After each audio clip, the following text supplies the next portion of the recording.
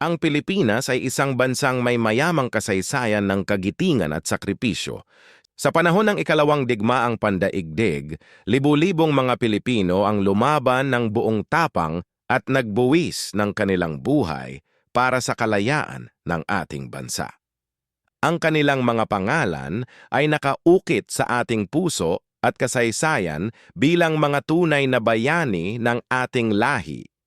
Ngunit sa lahat ng mga bayaning ito, may isang pangalan na nararapat na makilala ng bawat Pilipino, isang taong hindi lamang lumaban sa pamamagitan ng sandata, kundi sa pamamagitan ng kanyang prinsipyo, dignidad, at walang hanggang pagmamahal sa bayan.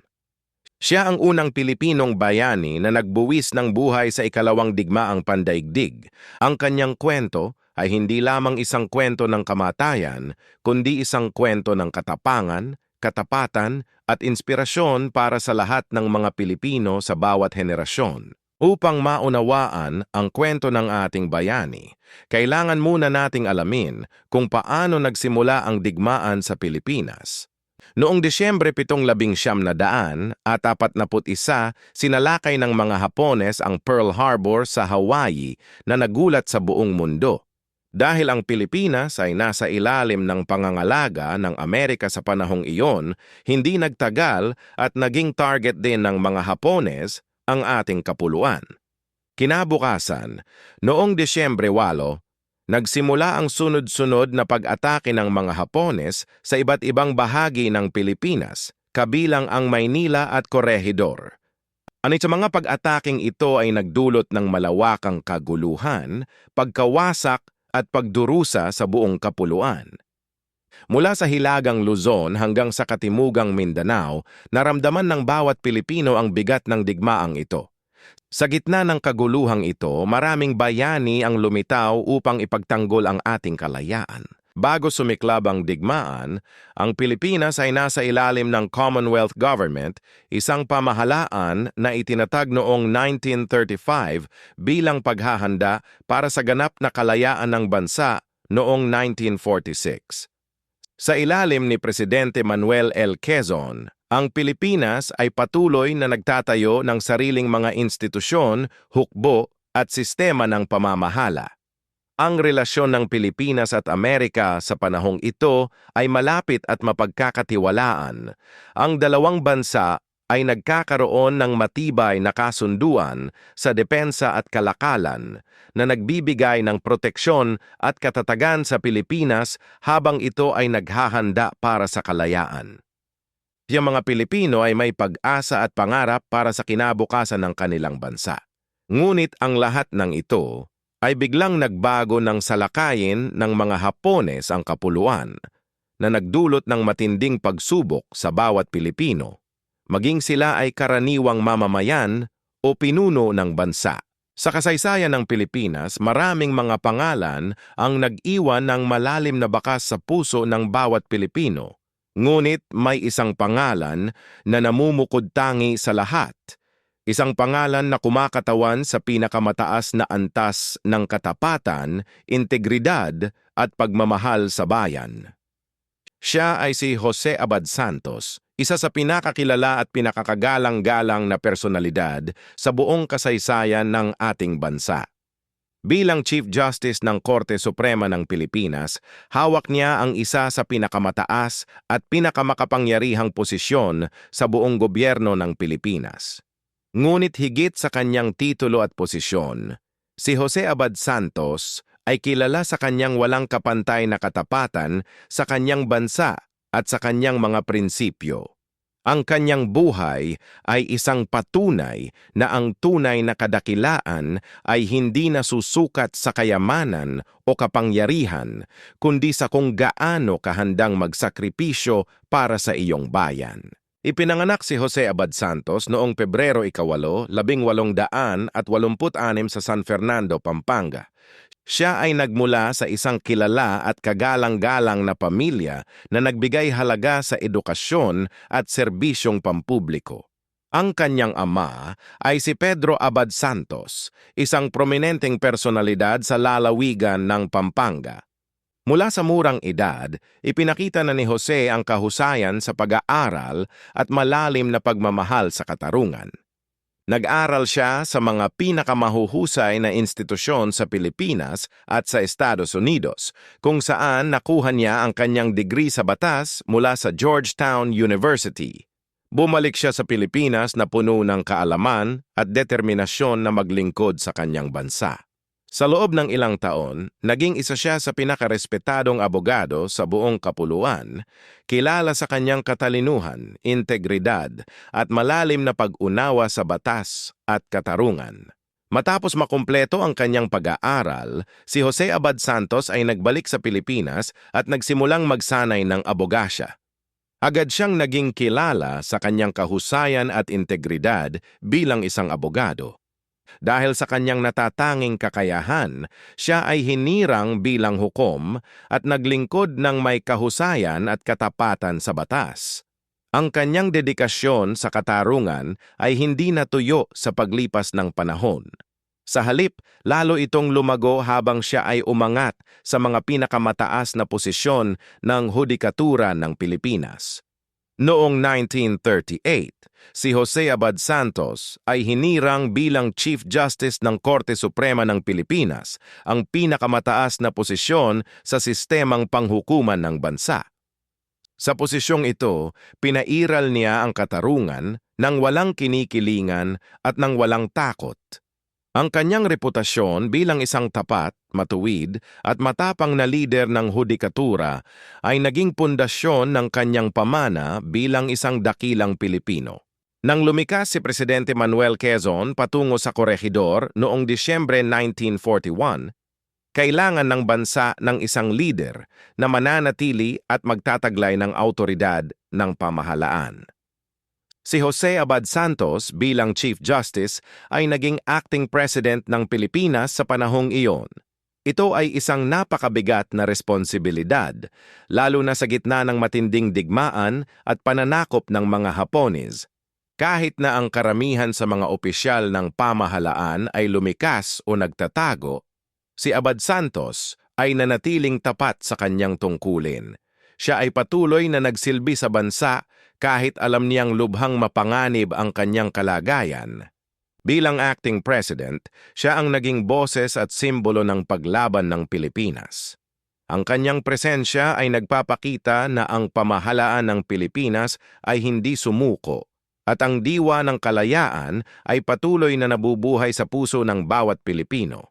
Noong Abril 1942, isang dramatikong pangyayari ang naganap sa Mindanao na magbabago ng kasaysayan ng Pilipinas magpakailanman.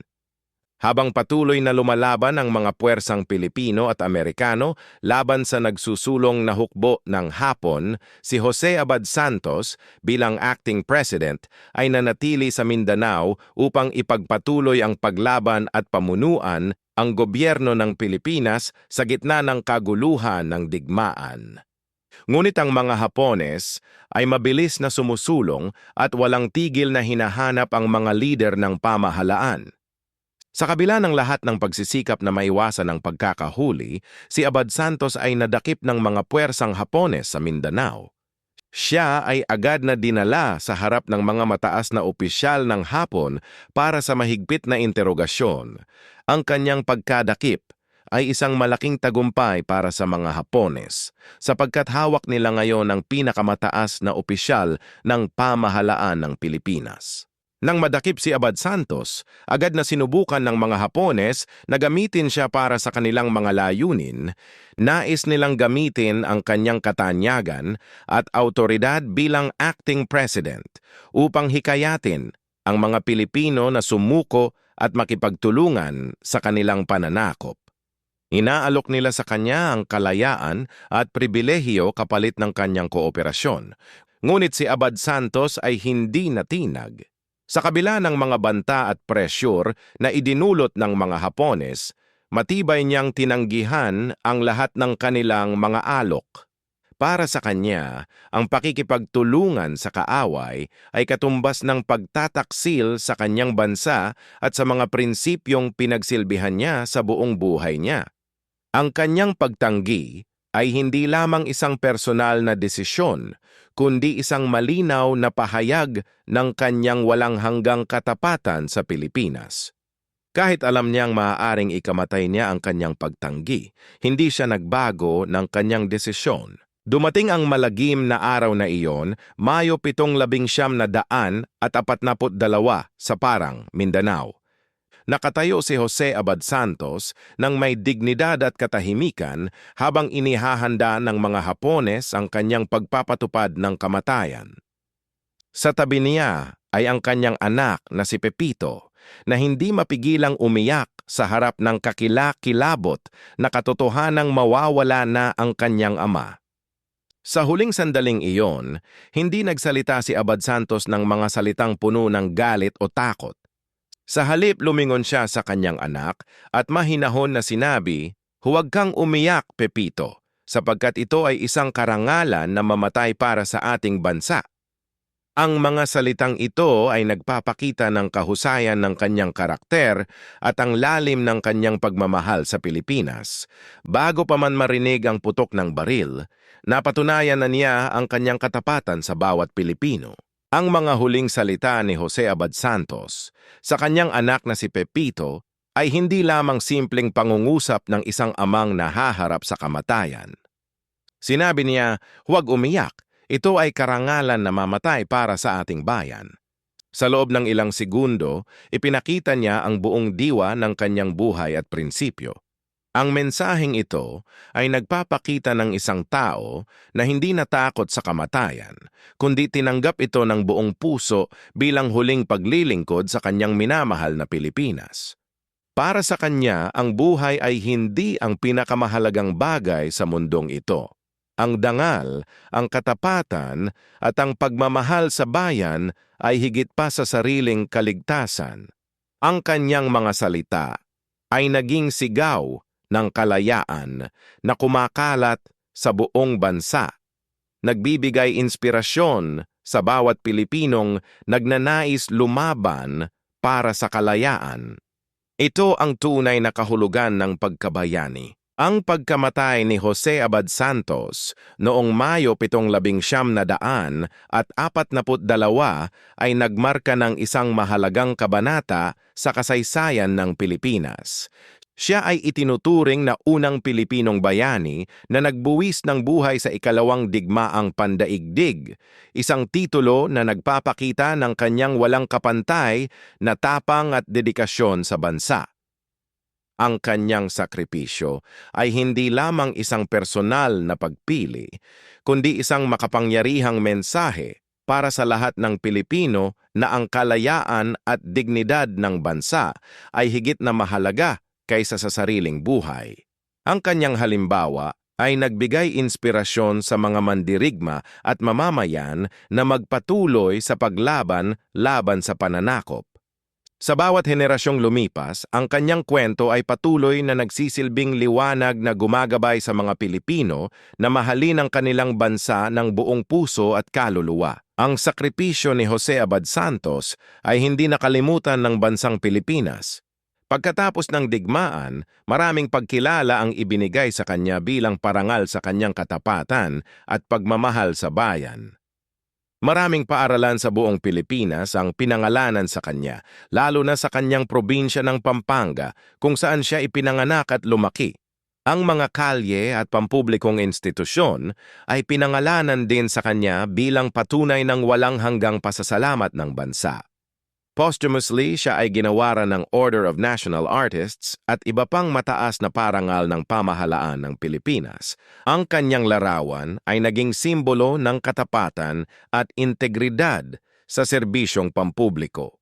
Noong ika-2 linggo ng Mayo bawat taon, ang kanyang alaala ay ginugunita sa pamamagitan ng iba't ibang seremonya at programa sa buong bansa na nagpapanatili ng kanyang pamana para sa mga susunod na henerasyon. Ang buhay ni Jose Abad Santos ay puno ng mahahalagang aral na dapat nating dalhin sa ating puso bilang mga Pilipino. Una, itinuro niya sa atin ang kahalagahan ng katapatan sa prinsipyo.